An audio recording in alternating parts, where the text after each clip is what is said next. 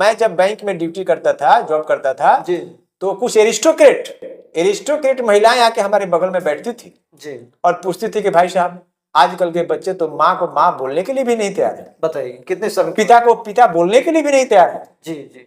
तो हम बोले कि मैंने खुले मन से मैं बोलता था कि ये कमी आपका है, ये कमी उस बच्चे का नहीं है। जी, वो आपने संस्कार किस तरह के दिए हैं ये आप पे भी तो निर्भर करता है। हाँ, ये संस्कार की उत्पत्ति कहाँ से होती है, मेरे अंदर जो अनुभव है उसको मैं शेयर करना चाहता हूँ। शेयर कीजिए। इसलिए कि वो एरिस्टोक्रेट महिला जो है 4 चक्के से आती थी और 4 चक्के से ऑफिस जाती थी।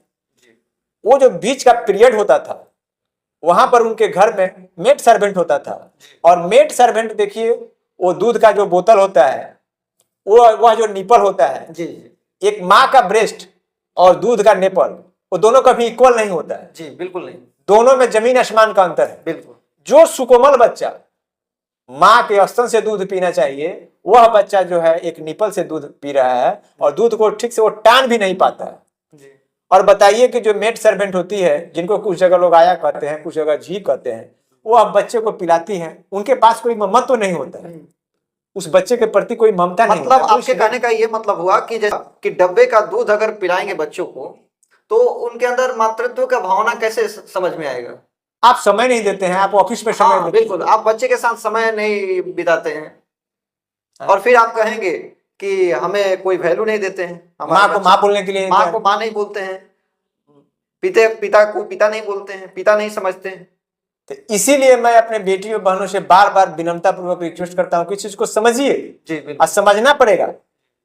कल आपके बुढ़ापा में बच्चे जो है सेवा नहीं कर रहे हैं, क्यों नहीं कर रहे हैं? अच्छा, वृद्धाश्रम में इस समय देखिएगा तो सबसे ज्यादा संख्या बढ़ चुकी है, वो भी खासकर हाई सोसाइटी के जो रहने वाले लोग हैं वो काफी, जबकि उनका इकोनॉमिकली जो है काफी स्ट्रांग वो लोग हैं, कोई बड़े बड़े बिजनेसमैन हैं, उनका लड़का काफी ये हो गया और अपने पेरेंट्स को घर से बाहर निकाल दिया, वृद्धाश्रम में डाल दिए।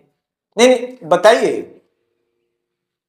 यह भी एक गंभीर विषय है जी। गंभीर विषय इसलिए है कि ये जो बात हम बोल रहे हैं समाज में सब लोग सुनेंगे या सुन रहे हैं, तो ये गंभीर विषय है। मैं जो निपल वाला और ब्रेस्ट वाला जो बात बोला, ये एक दूसरे के पूरक है। जी। आप उस ममता को घोल पिलाकर आप बच्चे को नहीं दे पा रहे। आप वो बच्चा भी देखा कि हमारे माता पिता इस तरह हमारा परवरिश किए, तो माता पिता भी वृद्धाश्रम में चले गए। जबकि माता पिता का ऋण जब बच्चा बड़ा हो जाता है तो उस ऋण उतारने का तरीका यही है कि हम जहां भी रहें, देश के जिस कोने में रहें, झोपड़ी में रहें या महल में रहें, इंडिया में रहें या अमेरिका में रहें, माँ बाप को अपने साथ रखेंगे। जी। माँ बाप को हम अपने साथ रखेंगे, कभी नहीं छोड़ेंगे। माँ बाप हमारे देवता तुल्य हैं, पूजनीय हैं। पहले हम लोग पत्र लिखा करते थे, अंतर्देशीय पत्र होता था, उसमें लिखा करते थे फर्स्ट में पूजनीय माताजी, पूजनीय पिताजी। केवल कलम के स्याही से पूजनीय माताजी और पिताजी लिख देने से पूज्य पिताजी नहीं होते हैं और पूजनीय माताजी नहीं होती है। आपको सेवा करना पड़ेगा। आप सुबह ऑफिस लिखने मात्र से नहीं होता है, लिखने मात्र से नहीं होता, और पैसा से प्रेम आप नहीं खरीद सकते। जी जी बिल्कुल। पैसा जीवन जीने के लिए, आप चाहेंगे कि उसके लिए कुछ सर्वेंट मैं रख दूं, हायर कर दूं, है कि नहीं? लेकिन आप सर्वेंट हायर करेंगे मतलब कुछ पैसे दे देंगे तो क्या ये इससे माता पिता का सेवा हो जाएगा? नहीं होगा, बिल्कुल नहीं होगा, बिल्कुल नहीं होगा। जैसे कि बचपन में किसी भी बच्चे को एक माँ जब अपने गोद में रख के 1 कवर खिला देती है तो बच्चे का पेट भर जाता है जी। पिता अगर 5 कवर भी खिलाता है तो बच्चे का पेट नहीं भरता है। उसी प्रकार हमारी बेटे और बहू के भावना को और उनके स्नेह को बुढ़ापे में हम लोग भी चाहते हैं कि हमारे बेटे और बहू का स्नेह मुझे मिले। तो आप जब स्नेह किसी पर न्यौछावर नहीं करेंगे तो फिर आपको रिटर्न कैसे मिलेगा? जी बिल्कुल नहीं मिलेगा, नहीं मिलेगा, क्योंकि वो अगला देख रहा है ना, अगला पीढ़ी जो है आपको देख रहा है कि आप उसके साथ, आप अपने पिता और माता के साथ किस तरह से पेश आए। आपने भी मेड सर्वेंट रख दिया तो आपको भी रिटर्न मिल रहा है। हाँ। वहां भी सर्वेंट रख दिया, बिल्कुल है? आपको बहुत बड़ा लग्जरी फ्लैट में रख दिया गया, सर्वेंट जो है खाना बना रहा है, खिला रहा है, खाइए पीजिए। इसलिए देखिए, मैं रिक्वेस्ट करूंगा और खास करके इसलिए मैं बार बार विनम्रता पूर्वक रिक्वेस्ट करता हूं कि हमारे देश की जो बेटियां हैं, बहनें हैं, इस चीज को समझें। ममतामयी माँ स्नेह को समझें। आप किसी पर स्नेह ममता न्यौछावर करेंगी तो आपको भी एक दिन मिलेगा। आपसे लोग दूरी नहीं बनाएंगे, हमेशा बच्चे जो है नजदीक में रहेंगे। और बुढ़ापे, माता पिता का, मैं कुछ देर पहले बोला कि माता पिता का ऋण उतारने का समय वही होता है। बच्चे जो हैं हमारे बदन पर पैखाना कर देते हैं, पेशाब कर देते हैं, कभी कभी मुंह में भी कर देते हैं, फिर भी हम लोग प्रसन्न रहते हैं। उसी प्रकार माता पिता का ऋण उतारने के लिए हमारे माता जी या पिताजी हमारे बदन पर भी पेशाब कर सकते हैं, हमारे घर में भी पैखाना कर सकते हैं, हम उसको साफ करेंगे। मैं खुद करता हूं।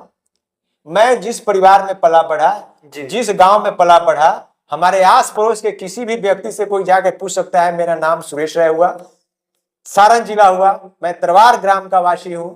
मैं अपनी माँ के पैखाना को हाथ से उठाकर, घर का जो राख होता है, चूल्हा में जो राख निकलता है, मैं अपने रूम में रखता था, उस पर पैखाना कराता था। दर्शक आपकी बातों को सुनकर हंसते होंगे कहीं ना कहीं, लेकिन ये हंसने वाली मुद्दा नहीं है, हंसने वाली ये बात नहीं बोल रहे, ये सोचने वाली, विचार करने वाली बात है।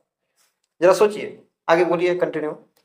कि ऋण उतारने का मैं इस चीज को अनुभव किया। जो देखिए, एक्सपीरियंस मींस क्या होता है, एक्सपीरियंस शेयर करना पड़ता है। जी। मैं अपने एक्सपीरियंस को शेयर करना, हंसने वाले हंसते रहे, मजाक उड़ाने वाले उड़ाते रहे, उससे मुझे कोई फर्क नहीं पड़ता। जी। संत महात्मा प्रवचन करने आते हैं, जो सुना उसका भी भला, जो नहीं सुना उसका भी भला। जी। हम लोग जिस वर्ग से आते हैं, मान लीजिए हमारे यहाँ 4 वेद हैं, 6 शास्त्र है, 18 पुराण है, उतना पढ़ने का तो समय नहीं मिलता है। नहीं। लेकिन पितृ ऋण, देव ऋण, बहुत सारा ऋण हम लोगों के ऊपर चढ़ जाता है। जब हम लोग इस धरातल पर आते हैं तो बहुत सारा ऋण हम लोगों के ऊपर चढ़ जाता है। मैं शिव पुराण का अध्ययन किया हूँ, बहुत से शास्त्रों का अध्ययन किया हूँ, उसमें मुझे मिला कि ऋण को कैसे आप उतार सकते हैं। तो मैं तो करता हूँ, इसलिए मैं बोल रहा हूँ। आप लोग बच्चे को परवरिश ठीक से कीजिए, अच्छे परिधान में कीजिए। कम से कम इतना तो समझिए कि पाश्चात्य देश की परिधान क्या है और हमारे देश की परिधान क्या है। क्या जरूरी है आपको चूल छोटा करने की, क्या जरूरी है हाफ जींस पैंट पहनने की। हमारे यहाँ की जो फैक्ट्रियां हैं, जो कंपनियां हैं, क्या सूती वस्त्र आपको नहीं देती? मैं अपने घर में सूती साड़ी में अपनी वाइफ को कहता हूं कि आप खाना बनाने के समय किचन में सूती ब्लाउज, सूती साड़ी, सूती साया का व्यवहार कीजिए। कोई भी टेरिकॉटन सिंथेटिक का व्यवहार मत कीजिए, आपकी सुरक्षा के लिए वो बेहतर है। तो मैं तो सुरक्षा की बात कर रहा हूँ, माता पिता की सुरक्षा, समाज की सुरक्षा, देश की सुरक्षा। मैं तो इससे अलग हट के कोई बात नहीं बोल रहा। आप अगर नीपल का दूध पिलाएंगे तो स्वाभाविक है कि आपके बच्चे भी कल वृद्धाश्रम में भेजेंगे और वह माँ बाप अपने बेटे और बहू का दर्शन भी नहीं कर पाएंगे। तो आप ये कहना चाहते हैं कि वो लोग तैयार रहे जो इस तरह की हरकत कर रहे हैं, वृद्धाश्रम में जाने के लिए वो लोग तैयार रहे ना, तैयार रहे। चाहे अगर हमारी बात अच्छी लगे तो अपने संस्कार में चेंजिंग लाए। अरे भाई, आप आज उसी माँ पिता के बदौलत आप इंग्लैंड में है, अमेरिका में है, ऑस्ट्रेलिया में है, जहां भी है, आज तो आपके पास सुविधा है प्लेन से आने जाने की। लेकिन वह माता पिता जिस दिन आप उनके बदन पर पेशाब किया करते थे, उनके बदन पर पैखाना करते थे, कितना लाड प्यार से वो सफाई करते थे, आपको नहला धुला के जूता मोजा टाई बेल्ट सब लगा के स्कूल भेजते थे। इसीलिए कि बुढ़ापे में माता पिता को आप अलग कर दीजिएगा, वृद्धाश्रम में कर दीजिए। वृद्धाश्रम में हम देखे हैं कि टीवी लगा हुआ है, खाने की अच्छी व्यवस्था है, लेकिन वो स्नेह कहां से कोई देगा, वो प्रेम कहां से दो? जो हमारे घर में बहू को ब्याह करके लोग लाते हैं, लेकिन उनसे 2 टूक बात करने के लिए ललायित रहते हैं माता पिता। किससे बात करें? वहां तो सभी लोग अपरिचित होते हैं, मजबूरन अपना बना लेना पड़ता है, लेकिन अपना है नहीं। तो मतलब क्या, मतलब इसीलिए अपने माता पिता जो है जन्म दिए थे, पैदा किए थे कि हमारा कल का जो लड़का है वो वृद्धाश्रम में कहीं ढकेल दे, इसीलिए तो पैदा नहीं किए थे ना। बिल्कुल नहीं, बिल्कुल नहीं। इस चीज को समझना होगा, इसमें परिवर्तन लाना होगा। जी, आप चाहे जितना भी पैसा कमा लें, लेकिन प्रेम को पैसा से नहीं कर सकते, स्नेह को पैसा से नहीं तोल सकते। जी बिल्कुल, ये बात सच है। तो देखिए, मैं एरिस्टोक्रेट फैमिली से भी मिला जुला हूँ, वहां भी मुझे लोग सम्मान दिए और मैं उनको भी सम्मान दिया, और वहां भी मैं इस बात को रखा बेबाक तरीके से। जी, कहे कि जो भी हमारे सामने महिला खड़ी हैं उनको मैं बहन जी बोलता हूँ, इसलिए कि हमारे पीछे कुछ नवयुवक भी सुनते हैं, तो हम ऐसा समाज में संदेश देंगे, ऐसा हम अपने कैरेक्टर को यूज करेंगे, समाज में दर्शाएंगे कि हमारे पीछे भी कतार में नवयुवक खड़े हैं, युवा पीढ़ी खड़ी। अगर हम किसी का पैर छू के आशीर्वाद देते हैं तो हमारे पीछे भी देखने वाले हैं। जी, उससे तो सीखेंगे, हमारे देखने से ही तो, हम जो कर रहे हैं हमारे व्यवहार से ही वो लोग सीखेंगे ना। वो लोग कल हमको भी पैर छू के आशीर्वाद दें। जी बिल्कुल। मैं तो यहाँ तक कहता हूँ कि किसी भी बच्चे को कि आप पैर छू के आशीर्वाद लीजिए और उस व्यक्ति से बोलिए कि थोड़ा चाचा जी, चाहे बड़े पापा जी, मेरे पीठ पर थोड़ा हाथ रख दें। वो स्नेह का हाथ जो है ना जी। आपको वज्र का शरीर बना देता है। और आज के बच्चे जो हैं अपने से बड़ों को तुम करके बात करते हैं। आप भी नहीं, आप बोलने में भी वो लोग शर्म करते हैं। इस पे आप क्या कहना चाहते हैं? सर जी क्या बोले, बताइए। ये बहुत दुखदाई विषय है। मैं अपने परिवार में जी। अपने बेटे और बेटियों को आप ही कहा करते हैं, जी। अपने से छोटे को भी आप कहा करते हैं, बाबू कहा करते हैं। मैं एक छोटी सी बात आप लोगों को बताना चाहता हूं, जी।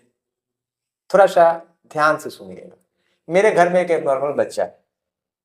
मैं एक दिन थक हार के घर में कलकत्ता में अपने घर में सो रहा था।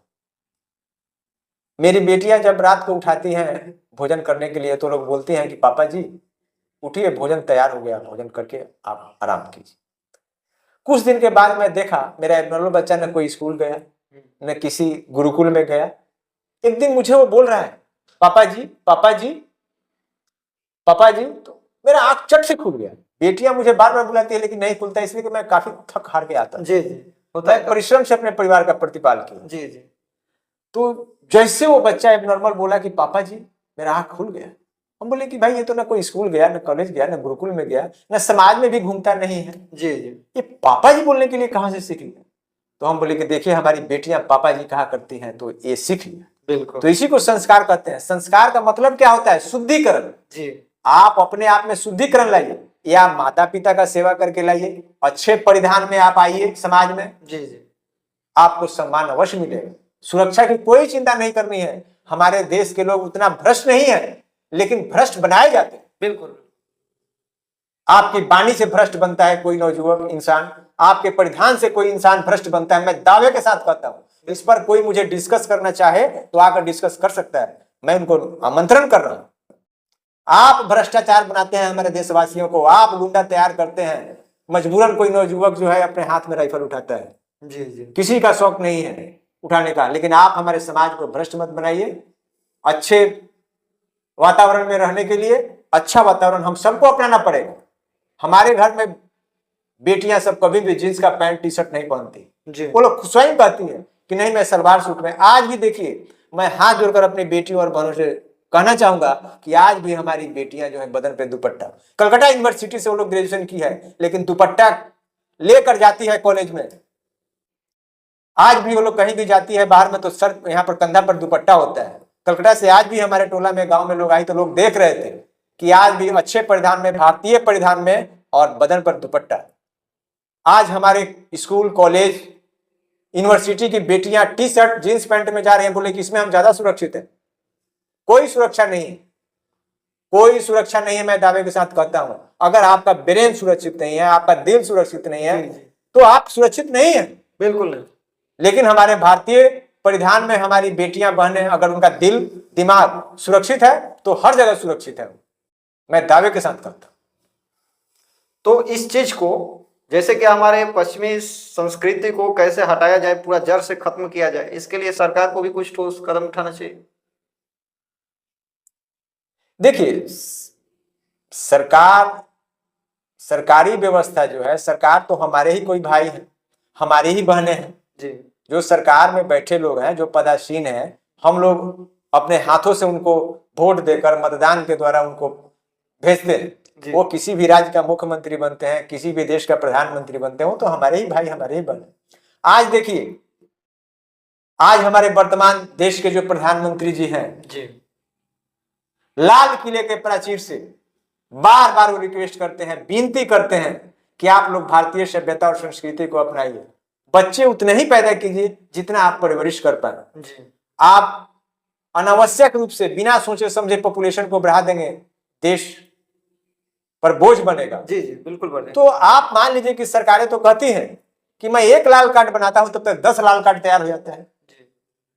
मैं 500 बोरा सप्लाई कर रहा हूं इस पंचायत के लिए, तब तक 1000 बोरा खाने के लिए लोग पैदा ले रहे हैं। ये कोई बात हुआ जी? बिल्कुल। तो इसीलिए मैं हाथ जोड़कर बार बार समझना पड़ेगा कि मैं क्या बोल रहा हूं, कितनी दूर की बात बोल रहा हूं। भारतीय सभ्यता संस्कृति को व्यवस्थित कीजिएगा, उसमें सारा कुछ व्यवस्थित हो जाएगा। जी। आप पॉपुलेशन को कंट्रोल कीजिए, यहां भी जरूरी है। हम लोग शिक्षित हैं, पढ़े लिखे हैं, पहले अनपढ़ लोग भी थे तो आप लोग देखिए कि हमारे देश की जनसंख्या उस समय क्या थी। मेरा जब देश आजाद हुआ उस समय हमारे देश की जनसंख्या क्या थी। आज हम लोग पढ़े लिखे IAS IPS graduate, matric pass के नीचे तो किसी भी राज्य में कोई नवयुवक अनुभूति नहीं है जी। तो वीडियो के अंत में आप आखिरी में क्या कहना चाहते हैं दर्शकों को कि कैसे वो इस तरह के जो पश्चिमी जो संस्कृति है उसको अपने घर से समाप्त करें?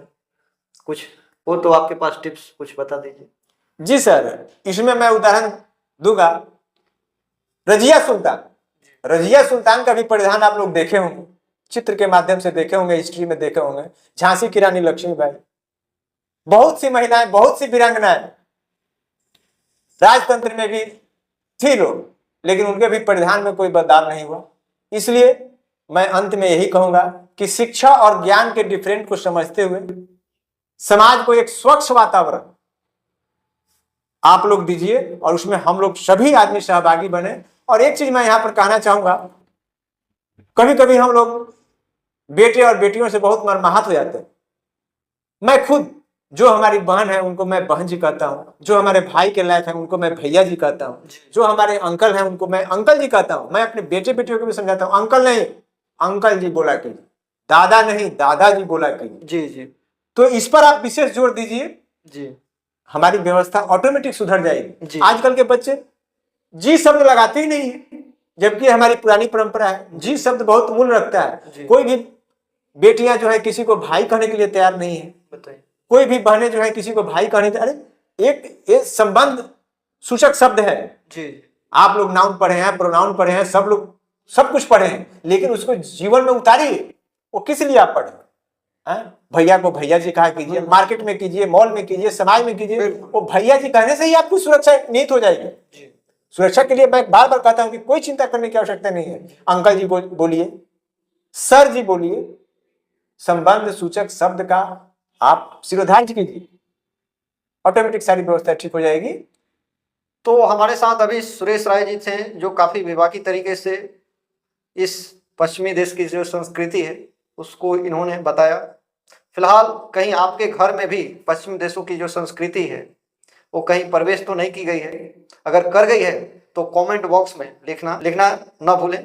और ये जो भी बोले हैं इनकी बातें आपको कितनी अच्छी लगी, आप अगर अच्छी लगी तो वीडियो को लाइक कीजिए और दोस्तों के साथ शेयर भी कीजिए।